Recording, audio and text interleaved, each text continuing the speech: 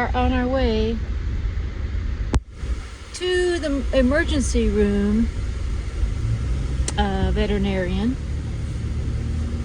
on New Year's Day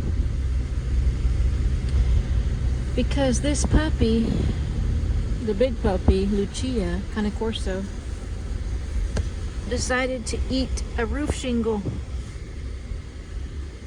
So it's so true, like the very minute that you take your eyes off of them, they're gonna be doing something they're not supposed to be doing.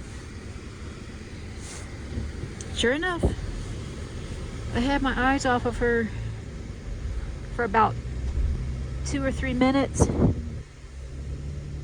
and I was like, well, where'd she go? Let me go look where she's at. She was outside. I had my back door open, and she was right outside the back door in the backyard, chewing down on something. And I go to take it from her mouth, and there's like a tiny piece left of like a whole roof shingle. So I can only assume that she ate most of that piece of shingle, which, it's a fairly good chunk. And so I googled it, and all the sites that I was able to see suggested that that you induce vomiting. And so where's that papa? He's on the lookout for deer. And so anyways, I could induce vomiting with hydrogen peroxide and a water mix. I've done that before when Dolce was a puppy. Dolce, I thought, had eaten some onion that the neighbors threw out, and so I was able to induce vomiting that way with her. But I said, well, let me just call the vet just to make sure. And the vet recommended that she come in because sometimes there's lead in shingles, and she said she would rather, since it just literally happened, she said just better bring her in. So I am. I'm on my way. Luckily, I live very close to the vet.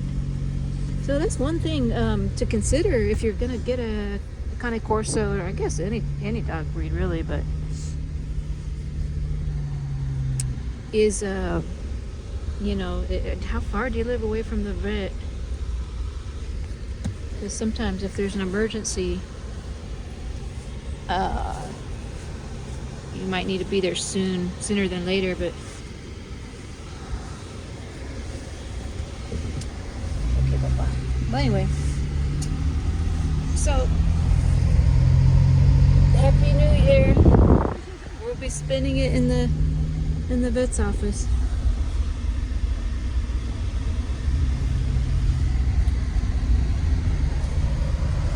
I'll see you in a minute.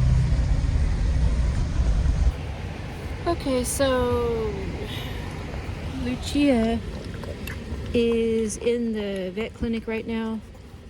I just dropped her off with them, and I'm just waiting for her to be finished. They're going to induce vomiting and give her an injection. I'm not sure what the injection is. Ooh, your favorite girl. So while I was here, see if I can show you real quick this pit bull. Hold on a second.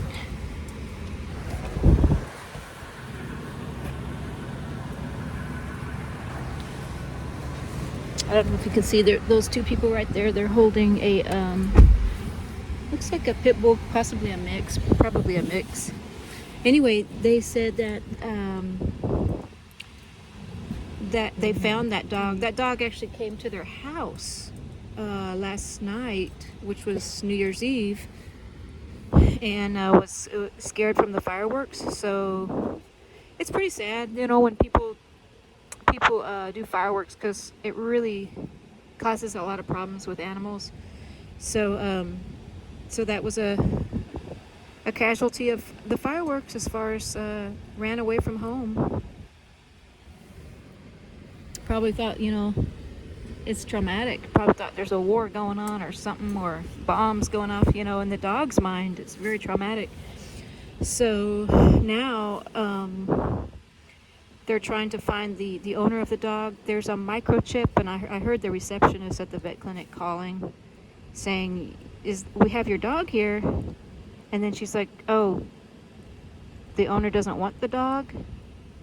Something like that. And then she's like, oh, well, do you have that person's number? So, poor thing, trying to find its owner from the microchip. It's probably an old microchip.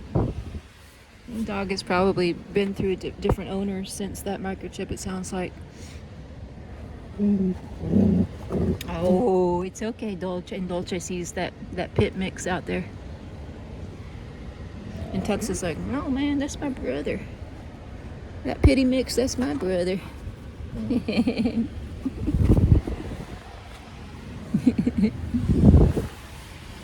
Well, anyway, so yeah, luckily, it's not like a extremely expensive vet visit. It's only going to be about $200, which is $200 I could have spent on something else, but I do have pet insurance,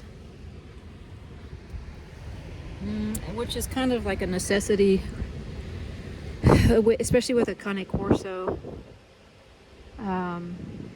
There was a lady inside the vet right now. She was holding a little tiny Chihuahua.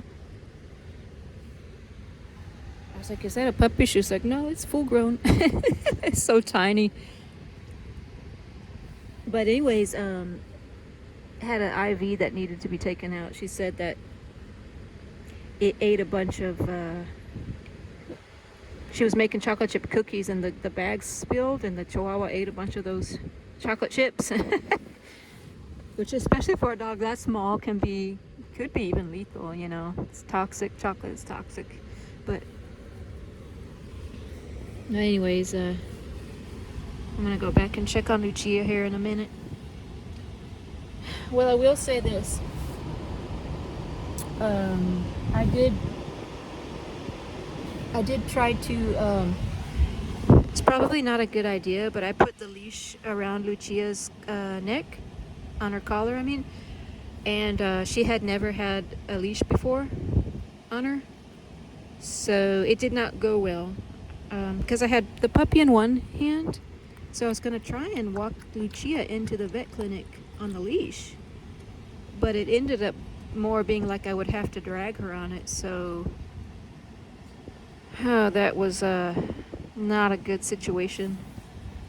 Well, one reason why you should definitely leash train your puppy earlier than later. Right now is the time to train her, so I'm going to work on that ASAP. Because of situations like this, where she's so big now that I need to be able to transport her, in cases like this, where there's, this is not like the worst emergency ever, but it's definitely something that you should definitely train your dogs to walk on a leash. You might really need to do it one day. Anyways, I'll check back in with y'all as soon as she comes out from the vet clinic. We'll see y'all in a minute.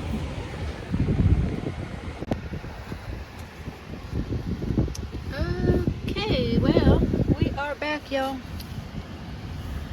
I got Lucia back from the vet. Oh, look at her sweetie pie. And the vet says she did throw up. She vomited 3 times. They induced the vomiting, which is good. And then the injection they were talking about that they gave her was just anti-nausea. And then got her some more heartworm medication. And that's it. And she's fine. They said she'll be fine. Yes, my sleepy girl. And this was actually kind of good because she got to see 2 other dogs. There was one little small dog that I introduced her to. It was a friendly introduction. And she actually started to do better with the leash.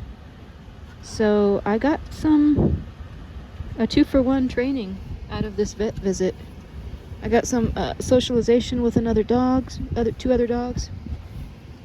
Good experience. And then I got a little bit of initial leash training. On the way out from the vet, I let her out by the leash, and she did very well with it. She followed me. I was gentle. I didn't pull. When she would stop, I would just kind of gently tug on it and start walking forward, and she followed me. But I had what I had going in my favor is that she really wanted to leave the vet. You know, I'm sure she was ready to go. She wasn't anxious or anything, but I'm sure she was like, okay, I'm ready to go. So that really helped. And so overall, pretty happy with this visit.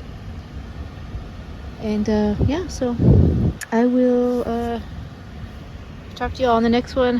Happy New Year to everybody. I hope this is going to be a good year for everybody. Say yeah, it's your baby girl. And yeah, hope everybody had a good night last night, celebrating safely, and we'll see y'all on the next one. Say bye, baby girl, with your pretty eyes. Oh, that's my baby. The good girly cheetah. Bye, y'all. She's my baby.